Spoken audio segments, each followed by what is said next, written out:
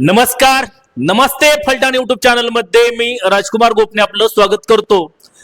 फलटण तालुक्यातील ग्रामपंचायतींच्या पोटनिवडणुका नुकत्याच संपन्न झाल्या. यामध्ये प्रामुख्याने एक ग्रामपंचायत होती, ती बरड ग्रामपंचायत. बरड ग्रामपंचायतच्या पोटनिवडणुकीतील एका जागेसाठी अतिशय चुरशीने सामना या ठिकाणी पाहायला मिळाले.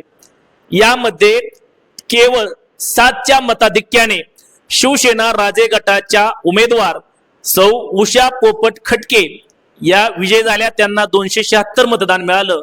तर विरोधी गटाचे उमेदवार विलास आठवळे, जे भारतीय जनता पक्षाचे तालुका उपाध्यक्ष आहेत, त्यांच्या पत्नी माधुरी विलास आठवळे यांना 269 मतदान मिळाले.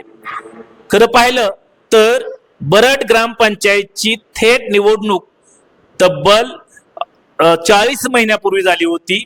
आता केवळ 18 ते 19 महिने या ठिकाणी ग्रामपंचायतच्या निवडणुकीला उरले आहेत. त्यावेळेस झालेल्या निवडणुकीमध्ये सर्व 13 ग्रामपंचायत सदस्य आणि थेट सरपंच हे राजे गटाचे विजय झाले होते. मोठ्या मताधिक्याने थेट सरपंचपदी प्रकाश शामराव लंगुटे हे विजय झाले होते.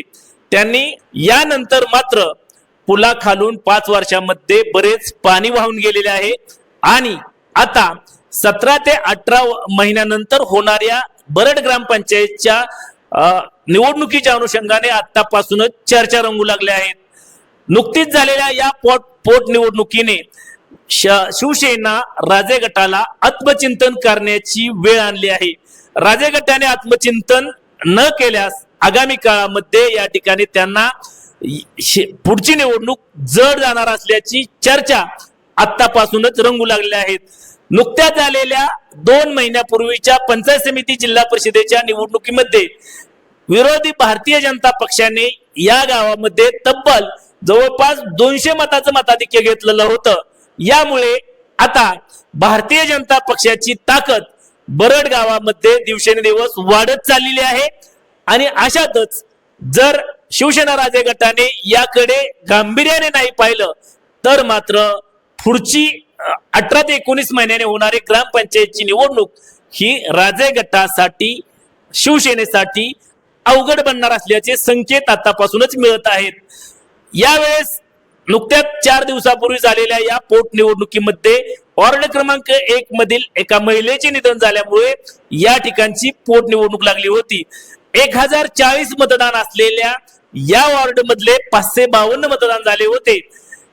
अगदीच 50% ही मतदान या ठिकाणी 50% मतदान झालं. या दिवशी लग्न, त्याचबरोबर इतर काही कार्यक्रम आणि उन्हाची तीव्रता आणि राहिलेला अगदी कमी कालावधी यामुळे याकडे जरी गांभीर्याने पाहिले नसले तरी एकेकाळी या गावामध्ये भारतीय जनता पक्षाची कोणतीही ताकद नव्हती. मात्र आता केवळ 7 मतांनी या ठिकाणी भाजपचा उमेदवार पराभूत झालेला आहे. त्यामुळे या गावामध्ये भारतीय जनता पक्षाची ताकद आता वाढलेली आहे. या गावामध्ये भारतीय जनता पक्षाने उपाध्यक्ष पदाची या ठिकाणी विलास आठवळे यांना संधी दिलेली आहे. त्यांनी गेल्या काही दिवसांमध्ये लोकांना शासकीय योजनेच्या माध्यमातून भांडे वाटप असेल, त्याचबरोबर ज्या काही इतर योजना आहेत या देण्याचा प्रामाणिक प्रयत्न केला आहे. दुसरीकडे ग्रामपंचायतचे लोकनिर्वाचित सरपंच प्रकाश लंगुटे यांनीही गेल्या 3.5 वर्षांमध्ये अनेक विकास कामे या ठिकाणी केलेली आहेत. मात्र आता नुकत्याच झालेली पंचायत समिती निवडणूक असेल, जिल्हा परिषदेची निवडणूक असेल, त्या अगोदरची विधानसभेची निवडणूक असेल, यामध्ये प्रामुख्याने दिवसेंदिवस भारतीय जनता पक्षाची ताकद वाढत चालली असल्याचं निदर्शनास येत आहे. एकेकाळी शिवसेना राजे गटाचा, अर्थातच राजे गटाचे गेल्या 1992 पासून बरड ग्रामपंचायत वरती प्राबल्य आहे आणि अशातच आता विरोधकांनी दिलेली तगडी फाईट ही चर्चेचा विषय ठरलेला असून 2027 सालच्या डिसेंबर मध्ये होणाऱ्या थेट सरपंच पदाच्या अगदी संभाव्य चर्चेतील उमेदवारही आता कोण असतील याबाबतच्या चर्चा आता रंगू लागल्या आहेत आणि त्या दृष्टिकोनातून भारतीय जनता पक्षाने मोर्चेबांधणी सुरू केलेली आहे. आता शिवसेना राजे गट कशा प्रकारची मोर्चेबांधणी करणार हेही पाहणं अतिशय महत्वाचं ठरणार आहे. एकंदरीतच नुकत्याच झालेल्या पोटनिवडणुकीने या ठिकाणी शिवसेनेला मात्र आत्मचिंतन करण्याची वेळ आता आणलेली आहे। यामुळे आता आगामी काळामध्ये शिवसेना राजे गट काय रणनीती अवलंबतोय, त्याचबरोबर भारतीय जनता पक्ष आता आपली ताकद वाढवण्याच्या दृष्टिकोनातून आणखीन काय प्रयत्न करतोय हे पाहणंही अतिशय महत्वाचं ठरणार आहे। तुम्हाला काय वाटतं? 2027च्या डिसेंबर मध्ये होणाऱ्या बरड थेट लोकनिर्वाचित सरपंच त्याचबरोबर इतर 13 सदस्याच्या या निवडणुकीमध्ये काय होईल याबाबत जरूर कमेंट्स बॉक्स मध्ये कमेंट्स करा।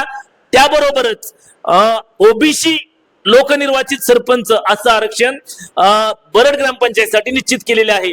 मग या थेट सरपंच पदासाठी कोण रिंगणात उतरतील याबाबतही जरूर कमेंट्स बॉक्स मध्ये कमेंट्स करा।